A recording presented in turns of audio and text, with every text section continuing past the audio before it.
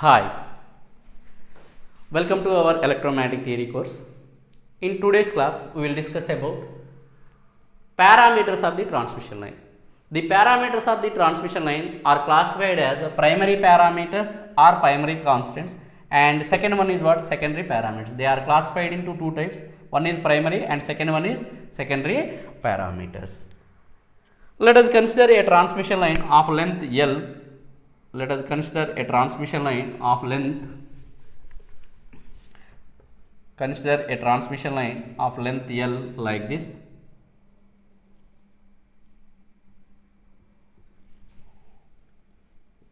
Okay, a simple parallel wire transmission line consisting of two conductors separated by a dielectric medium. This is the dielectric medium with distance d.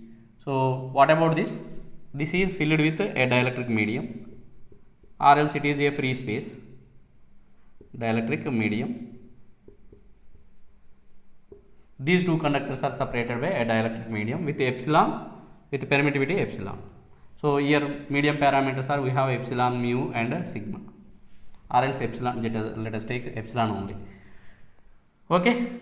Now this transmission line is used to transmit energy from one place to electromagnetic energy from one place to another place. That means from source to load. So source is nothing but a generator. So let us take this generator is consisting of internal impedance, that is Zg, and it is like this. So basically it is AC. So this one is Vg. This is AC. And it is connected where? It is connected to load side. This is a load of impedance ZL. Load consisting of some impedance, that is ZL. Okay. Here the length of the transmission line is x equal to L. Basically this transmission line is a distributed element. This is what? Transmission line is distributed element.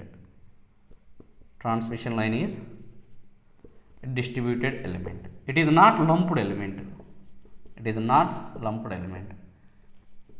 Why it is distributed element? We can call this distributed element, or else it is a distributed network. Basically it is a distributed network. And what is the difference between distributed elements and lumped elements? So for the lumped elements, the length of the elements is less than lambda. Okay, if you see in our laboratories, we can find R. The length of the, we have the resistance, the length of the resistance is very small. Okay, and we have inductance, and you may have GC and RLC. Okay, so these elements in our laboratory, we have these elements. The length of the elements is very small, or else the length of these elements is very smaller than this wavelength. Whereas in case of the transmission line, the length of the line is very large.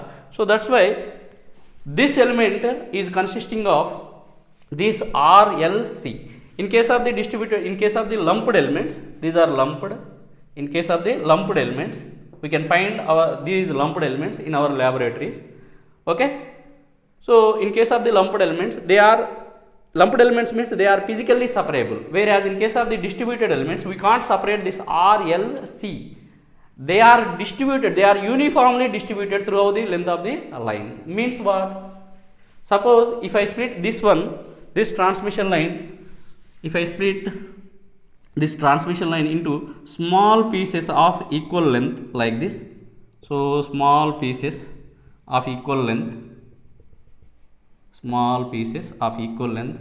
Let us say the length of the each piece is some delta x. Delta x. Here let us take this as what? Delta x. Means what? Here the length of the line x equal to L. It is okay. Let us take here at this location, if it is x, here we have to take this as what? X plus delta x. Here to here distance is what? Delta x. Okay. So let us take this as some reference origin. So here to here x, and next x plus delta x. Okay, this x is variable, but the length of the line we consider as what? X equal to L, and each piece, okay, each piece is consisting of what? A resistance R on the line and inductance Okay, or else, so here I have a transmission line like this, a transmission line like this. It is consisting of, I consider this part only, a small part. Let us take, okay, if you zoom it, we will get what?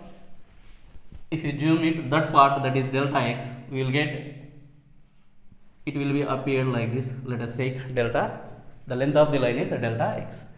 And as it is wire, if you apply voltage, there exists drop across the wire. Means what? In order to represent the drop, we need to go for what? Resistance R. When you apply voltage, then there exists a current flow. This current flow through these conductors. Means what? If there exists current, there exists a magnetic field. Means what? Current carrying conductor produces magnetic field. If there exists magnetic field, means what? In order to store that magnetic field, we require inductor. That means what? There exists a presence of inductor. Current is flowing through the conductor. So that's why there exists some. There exists. So here I have R, and next what? L. And these two conductors are separated by a dielectric medium. Means what? If you can take this as one plate and another plate. These two plates are separated by a dielectric medium. Means what? It acts as the capacitor. Means there exists a capacitance between the conductors. There exists a capacitance between the conductors. I will draw. This is R, L, and next C, that is presented between the two conductors. And if this medium is not perfect, it is the dielectric medium. If it is not perfect dielectric medium, there exists some leakage current through this medium. So in order to represent that leakage current, means there exists some conduction through this dielectric medium. Means this dielectric medium can offer a conductance of G. We can observe this. So basically this is delta x only. This is delta x. Okay, let us take.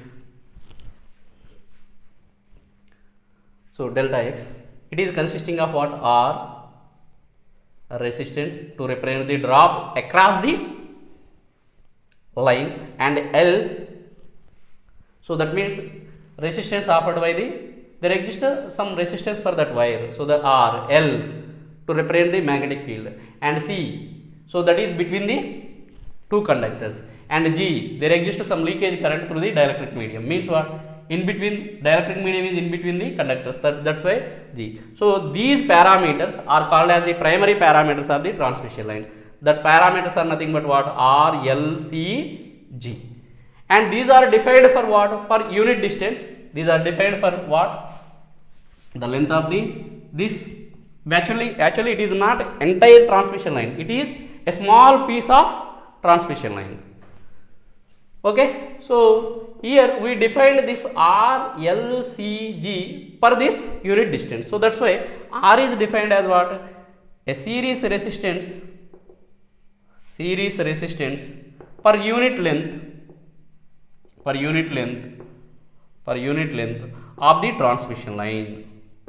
of the transmission line. And how we can define L? L is these are, we can observe, these are the series element, where these are the shunt elements or parallel elements. So that's why this L can be defined as what? Series inductance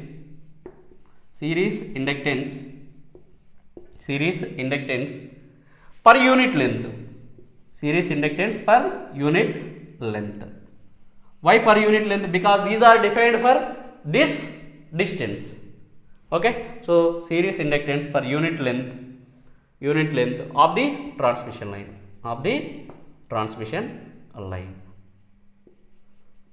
Now tell me, how we can define C? C is a parallel element, that means shunt capacitance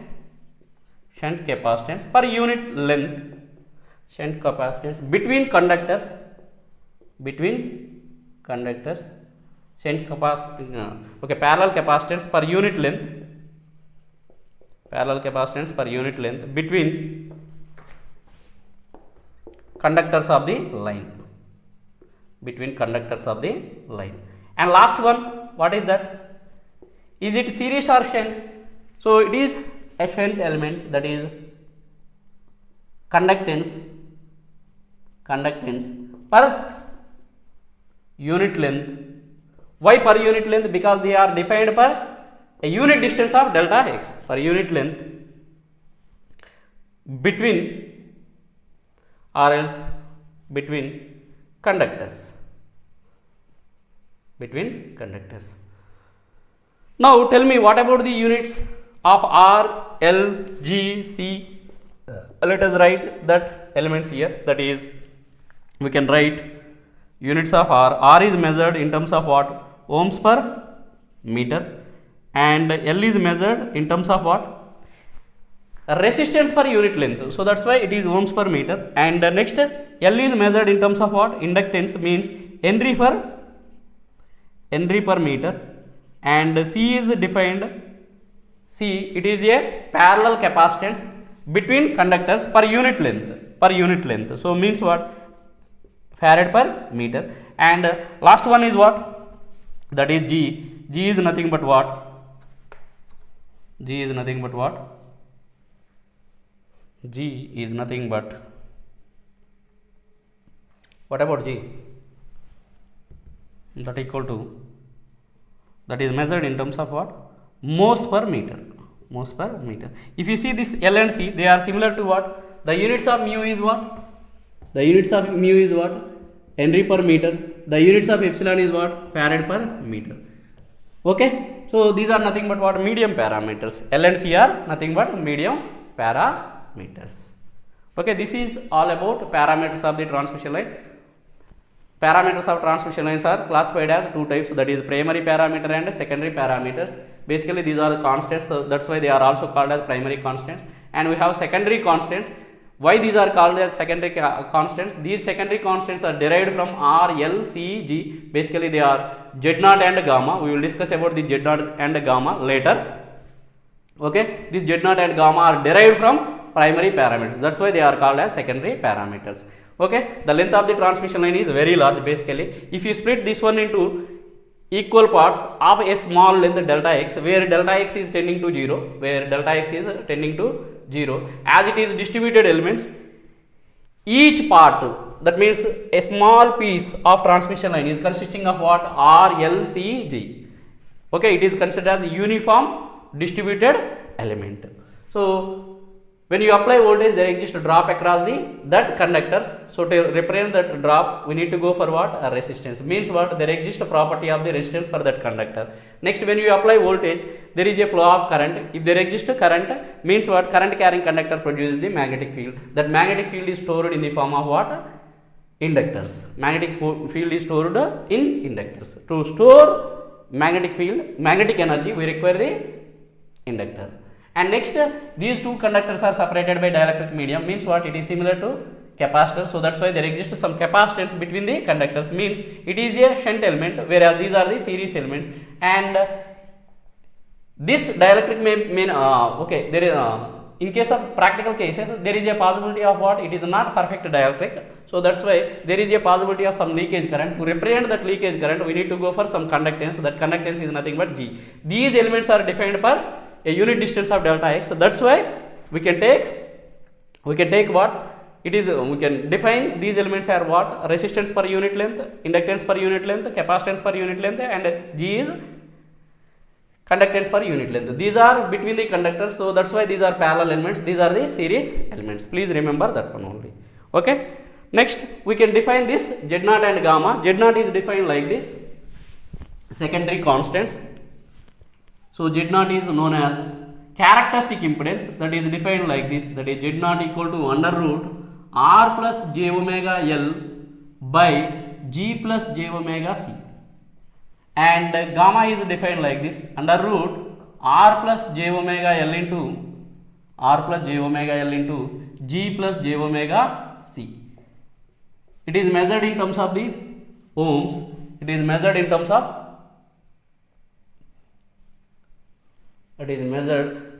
what? Per meter.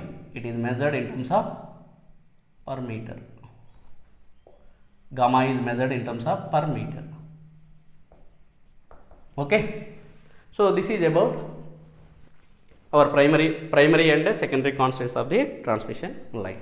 In next class, we will derive transmission line equations by using this diagram. Remember this one. So it is not representing the entire circuit diagram for this transmission line. It is what? It is for only a small piece of this transmission line. So that means what? It is consisting of series circuits of that RLCG. Here RLCG, again this RLCG, again this is RLCG, RLCG, like that. Okay, we will meet in next class. In next class we will discuss about what?